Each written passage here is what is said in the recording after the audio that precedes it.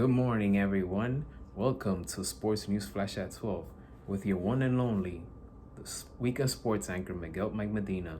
I hope you guys are having a terrific weekend so far. And let's get things started. And first, we're going to start with some tennis. Guess who's back? The number one player in the world, Jannik Sinner. He's back. So a lot of tennis players are going like this. They're worried, they're concerned. He's just that good. He's that good, and he's back. As you guys know, he's of Italian descent, and he came back at the right time because it's the Italian Open. Jannik Sinner, after a 3-month ban, he won his first match at the Italian Open. He defeated Argentine Mariano Navone, which he won 6-3 and 6-4. Sinner now has won 22 consecutive matches. Before his suspension, he won the Australian Open, which he defeated Alexander Zverev, Sasha. He will now face Jesper DeJong, and this was a great comeback win by Jannik Sinner, who defeated Navone in 1 hour and 38 minutes. Sinner now is 8-0 as of this year so far. And it's interesting because he said Sinner has doubts. He had doubts ahead of the Italian Open. And this is what he had to say. And I quote, "I have doubts. I had doubts before going on court today. I have doubts now what's going to happen in the next match. But we had to live with doubts because it means that you really care, that you want to improve, that you want to show yourself, that you want to do something special. Yeah, so I believe every one of us has daily doubts. So yeah." Sinner, he will continue to do what he does. I have no doubt about that. Other winners, Jasmine Paolini, she won. Arina Sabalenka, she won as well in her match. Coco Gauff as well. Her opponent, which I'm forgetting her name, she's 18 years old. She gave Coco Gauff a run for her money. So she's going to be a very talented tennis player in the future if she keeps it up. I was very impressed by her match against Coco Gauff. Danielle Collins names the Olympic gold medalist who inspired her during her win over Iga Swiatek in Rome. And by the way, very good matchup. This was a stunning victory. Collins over Iga. She won 6-1 and 7-5. And during her post-game press conference, Collins named Elena Dementieva in terms of her inspiring to win over Iga. And she said this: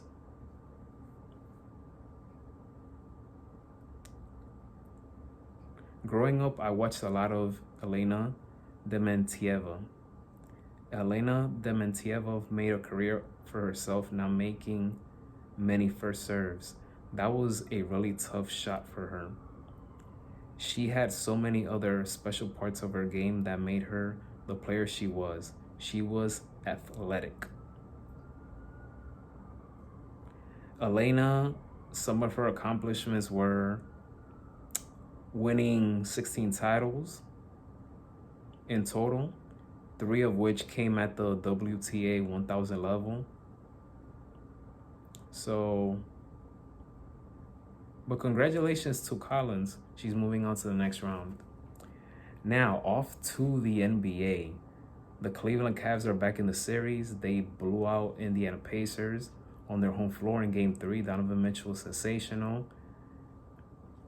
The Denver Nuggets, great victory, Game 3 over Oklahoma City Thunder. At home, they were embarrassed in Game 2.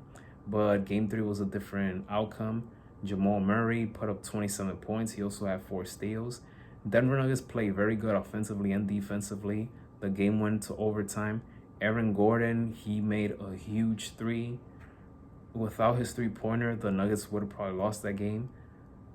Michael Porter Jr. was sensational in overtime, making a huge 3-pointer. This was a collective team effort, team win. Jokic and Murray did what a great duo does, and that is to produce. But other guys like Aaron Gordon, Christian Braun, Michael Porter Jr., they stepped up big time. As for Saturday, the Boston Celtics, they absolutely picked up the part, the New York Knicks. The Knicks did not let in the game whatsoever. Payne Pritchard, he was sensational off the bench for the Celtics. He led the Celtics with 23 points. He made 5 3-pointers. The Celtics as a team in general, a team that lives and dies by a 3-point shooting, this time they had a great shooting night. They made 20 of 40 3-pointers. The Knicks, on the other hand, they made 5 out of 25 3-pointers. And they made 24 of 35 free throws. Jalen Brunson, he led the team with 27. Karl Anthony Towns had 21. But this was an absolutely horrendous performance by the Knicks. The role players had to be better. The defense needs to be more tenacious against the Boston Celtics. You do not want to wake up this Boston Celtics team. So you cannot allow Boston to make that many 3-pointers again in Game 4. Game 4 will be on Monday. In my opinion, is a must-win game for the Knicks. The Minnesota Timberwolves, they played a very good game at Golden State yesterday. Anthony Edwards, that vicious dunk. That dunk was super nasty in the third quarter. Julius Randle, who I'm never a big fan when it comes to postseason, he is having a postseason for the ages in his career. He had a strong game, 24 points. The Minnesota Timberwolves won Game 3, 102-97. And although Anthony Edwards, he didn't start off very good at the beginning, but he came up big time in the second half. Julius Randle was sensational. Rudy Gobert, he made some key plays. Great team win by the Minnesota Timberwolves. And last but not least, I gotta mention quickly this person before I forget. Jason Dominguez, his nickname is The Martian. I don't know why. When I think about The Martian, I think about the movie, the Ridley Scott movie from 2015, starring Matt Damon. And I was just reading the book not too long ago, but I definitely enjoyed watching that movie. I like the book as well. But Jason Dominguez, he had 3 home runs against the A's on Friday night. He drove in 7 RBIs, so that was great. Hopefully he can stay healthy. But Rafael Devers, there's a war going on between Rafael Devers and the Boston Red Sox front office. One day, they tell him, be the DH because Alex Bregman is the third baseman. He didn't want to give up the third base position. Now he's DH, and now you're telling him if he can move up to first base because they lost their first baseman due to an injury. So right now, Rafael Devers is losing trust in the front office. And there's a possibility that the front office might start shopping Rafael Devers because in their mind, they probably think that Rafael Devers is not being a team player. In Rafael Devers' mind, he's thinking that you're telling me one thing after another and I'm not going to be a slave to you guys. So many people in the media are looking at Rafael Devers mostly as like, you're not being a team leader. You signed a 10-year extension. You're 28. You won a championship. You got to set a great example. I don't know everything that's going on behind the scenes, so outside looking in, I don't blame Rafael Devers where he's coming from. And in a way, I understand where the front office is coming from. So it's like a 50-50 situation for me and how I feel about the situation. But if you're going to give a person your word, you have to stick to that. And what I mean by that is, if you tell Rafael Devers that you won't use your glove anymore, that you're just going to be the designated hitter, you go from that to now telling him to play first base, a position that he's not too much familiar with, or he hasn't gotten that many reps, then I completely get where he's coming from. But hopefully they get that situation fixed. But so far is looking like a Cold War right now. It might be exaggerating, but it's not looking too good right now with Rafael Devers and the front office management. And that concludes this episode of Sports News Flash at 12. Hopefully you guys enjoy watching this episode. Hopefully you guys can give it a thumbs up, that subscribe button. I enjoy doing this, keep you guys informed with the latest sports news and updates. Hope you guys enjoy some NASCAR, round 4 of golf, baseball, basketball.